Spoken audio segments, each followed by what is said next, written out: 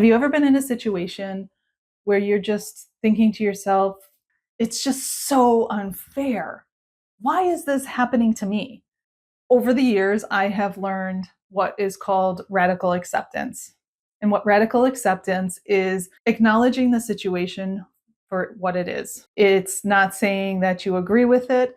It is not saying that you like it. It is just taking a look at what is happening for what it is. And I used to have a manager who she would always just say, it is what it is. And at the time, I didn't understand it. Now I look back on that and I was like, wow, that's amazing. She was able to just take a look at, everything that was happening in her life and just say, it is what it is, and look to move forward from that. And so there's a 5-point framework that can work for this. So the first one is just to take a look at the situation for what it is. See what is happening. And so there was something that was said to me many years ago, and it was that you're like the director of a movie, and you're sitting kind of front and center, and you're kind of just seeing what is happening. And then all of a sudden, you're being pulled back in this chair, and eventually you're going to get to this point where you can just see so much more rather than this little thing that you were just focusing on. Take a look at it. Set your feelings aside. I'm not saying to push them away. I'm just saying to, when you're looking at something, try to look at it maybe from a different perspective.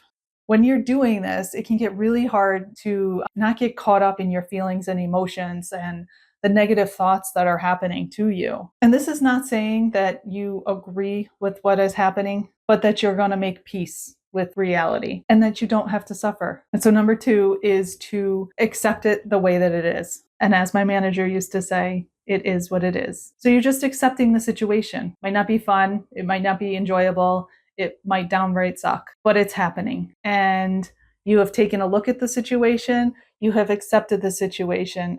The third point is to not let those negative thoughts really get to you. This just sucks. This is so unfair. Why is this happening to me?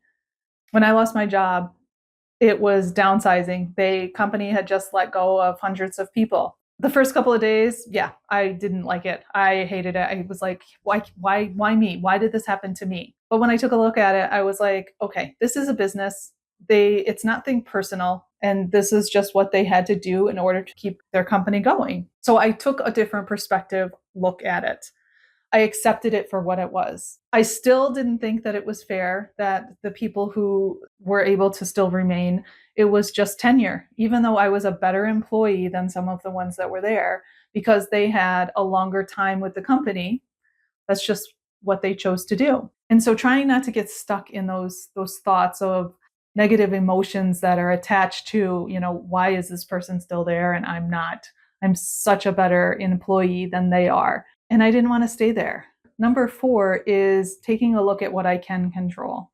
I couldn't control being let go. I could control how the severance pay was going to be taken. I could have looked to spend it. I can control with going to apply for other jobs.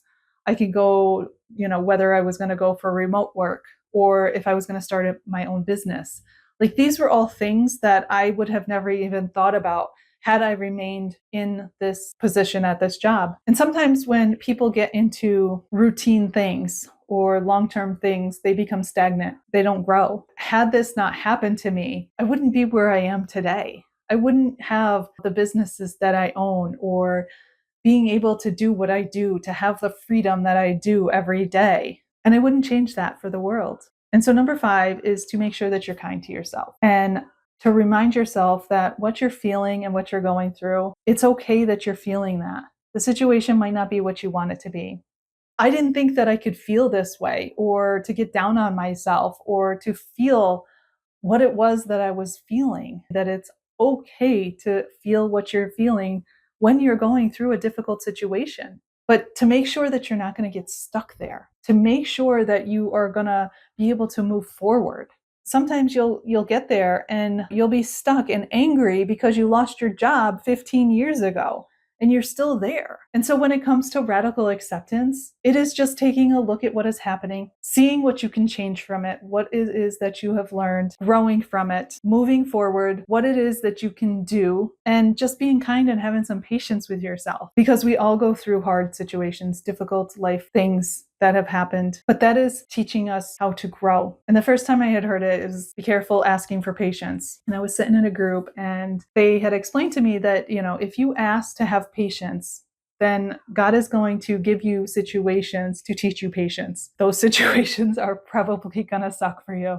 They're going to be difficult, but without those lessons that you have to learn, you wouldn't learn the patience. But if you take this framework and apply it to the things that happen in your life, you don't have to stay stuck. You don't have to suffer through what is happening. And you can move forward even quicker than other people around you. And then they're going to take a look at you and go, wow, what is it that you're doing? And you can be like, it's radical acceptance.